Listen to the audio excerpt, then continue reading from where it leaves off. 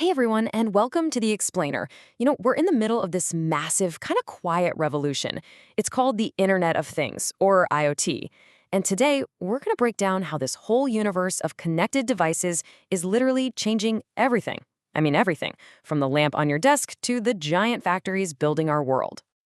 Okay, let's just jump right in with a big idea. What if your city could think? Seriously, imagine it having its own nervous system, its own senses, a brain that manages traffic, power, safety, all by itself. I know, it sounds like something straight out of a movie, right? But believe it or not, this is the future the IoT is building, one tiny sensor at a time. So, let's dig in and see how this all works. All right, so here's our roadmap for today. We're going to start with the basics, how machines actually talk to each other. Then we'll see it in action, starting small, right in your own home.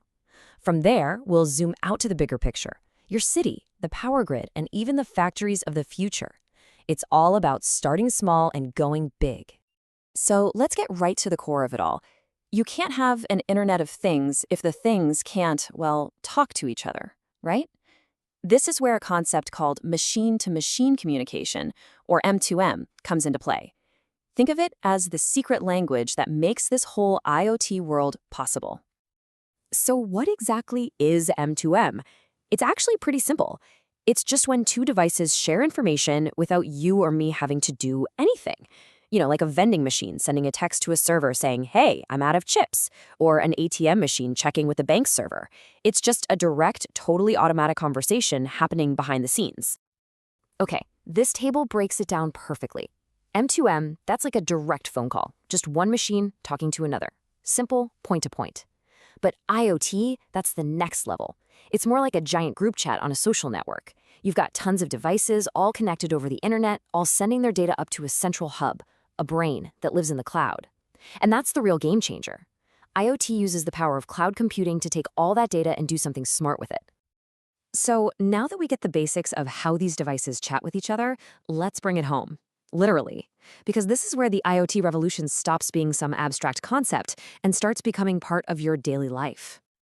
But why even bother with the smart home?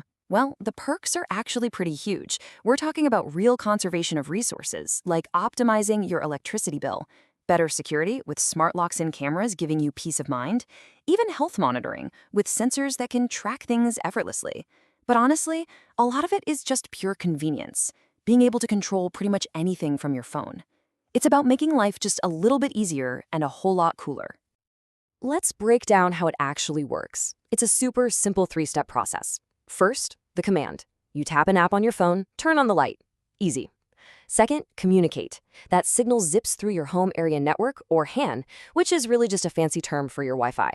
And third, actuate. An actuator, which you can just think of as a tiny robotic finger, gets the signal and physically flips the switch. Boom, lights on. Command, communicate, actuate. That simple loop is what makes your whole smart home tick. Okay, we've seen what this can do for a single house, so let's scale up. What happens when you take these exact same ideas, sensors, networks, data, and apply them to an entire city? Well, that's when you get a smart city. And I love this analogy because it makes so much sense. Think of a smart city like a human body. The buildings, the roads, the people, that's the skeleton. The thousands of sensors and tags all over the place, those are the sensory organs, the eyes and ears. The communication networks are the nerves, carrying signals everywhere. And all that data gets processed by the brain. That's the powerful cloud-based intelligence. The city literally becomes a living, breathing thing. And of course, every living thing needs a circulatory system to move things around, right? In a smart city, that's the network of connected vehicles. We call it V2X, which stands for Vehicle to Everything, and it means exactly what it sounds like. Cars are constantly talking to, well, everything around them. This V2X network has a few key parts. First, you've got vehicle to vehicle, or V2V. That's one car telling another, "Hey, I'm slamming on the brakes." Then there's vehicle to infrastructure, V2I. That's your car talking to traffic lights to keep things flowing smoothly. And maybe the coolest one, vehicle to pedestrian, V2P. This is where your car can actually detect a pedestrian smartphone and help avoid an accident. Altogether, it creates this web of communication that just makes our streets so much safer and less congested. So we have this amazing, complex, living smart city, but it needs a ton of energy to run. And our old school electrical grid, which is basically just a one-way street for power, just isn't cut out for the job. This is where IoT steps in again to create something called the smart grid. The big difference, the smart part of the smart grid, is that it's a two-way conversation.